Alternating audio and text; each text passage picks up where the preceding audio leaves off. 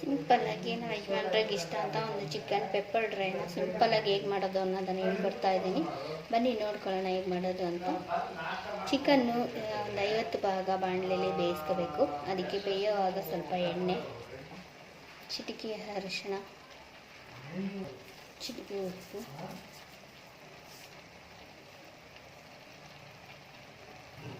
ಸ್ವಲ್ಪ ಕರ್ಬೇವಿನ ಸೊಪ್ಪು ಇಷ್ಟನ್ನು ಹಾಕಿ ನೀಟಾಗಿ ಒಂದು 50 ಭಾಗದಷ್ಟು ಚಿಕನ್ನ ಬೇಯಿಸ್ಕೊಳ್ಳೋಣ. ಚಿಕನ್ ನೀಟಾಗಿ ಬೇಯೋವರೆಗೂ ಕಬಾಬ್ಗೆ ಚಿಕನ್ನ ಮ್ಯಾರಿನೇಟ್ ಮಾಡ್ಕೊಳ್ಳೋಣ.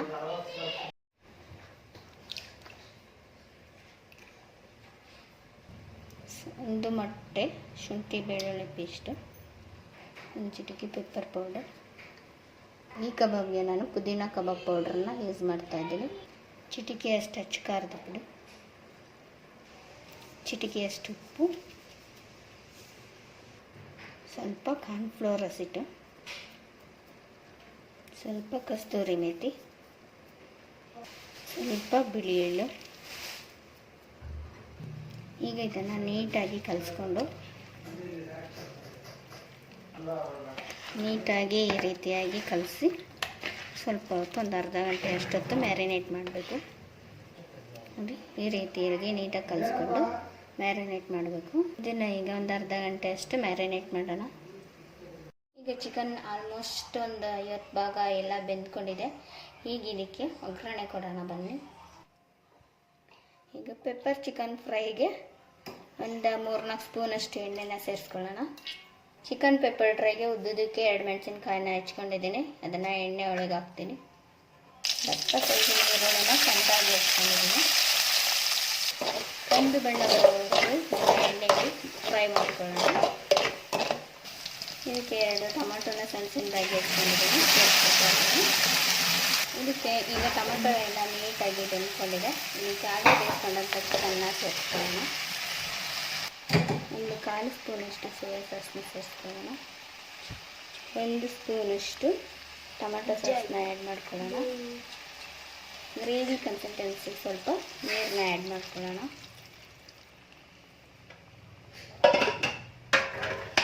ಚಿಕನ್ ಪೆಪ್ಪರ್ ಡ್ರೈಗೆ ನಾನು ಆದಿ ಪೆಪ್ಪರ್ ಚಿಕನ್ ಫ್ರೈ ಮಸಾಲಾನ ಮಿಕ್ಸ್ ಮಾಡ್ತಾಯಿದ್ದೀನಿ. ಇದನ್ನು ಒಂದು ಒಳ್ಳೆ ಮಿಕ್ಸ್ ಕೊಟ್ಟು ಕಲಸೋಣ.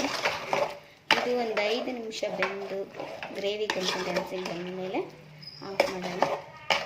ಈ ಚಿಕನ್ ಗ್ರೇವಿನ ಮನೇಲಿ ಒಂದ್ಸತಿ ಟ್ರೈ ಮಾಡಿ. ನಿಮ್ಗೆ ಇಷ್ಟ ಆಗಿ ಟೇಸ್ಟ್ ಇಷ್ಟ ಆದರೆ ನನ್ನ ಚಾನಲ್ನ ಸಬ್ಸ್ಕ್ರೈಬ್ ಮಾಡ್ಕೊಳ್ಳಿ. ಫ್ರೆಂಡ್ಸ್ ಜೊತೆ ಶೇರ್ ಮಾಡಿ, ಲೈಕ್ ಮಾಡಿ, ಸಬ್ಸ್ಕ್ರೈಬ್ ಮಾಡ್ಕೊಳ್ಳಿ. Thanks for watching.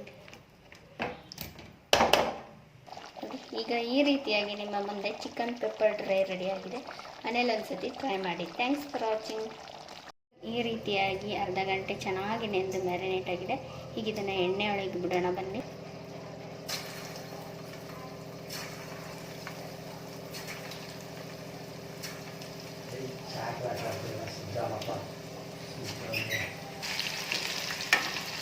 ಈಗ ನಿಮ್ಮ ಮುಂದೆ ರುಚಿಯಾದ ಗರಿಗರಿಯಾದ ವೆರಿ ಟೇಸ್ಟಿ ಆ್ಯಂಡ್ ಈಸಿ ಪುದೀನ ಹಳ್ಳಿ ಸ್ಟೈಲ್ ಪುದೀನ ಕಬಾಬ್ ರೆಡಿಯಾಗಿದೆ.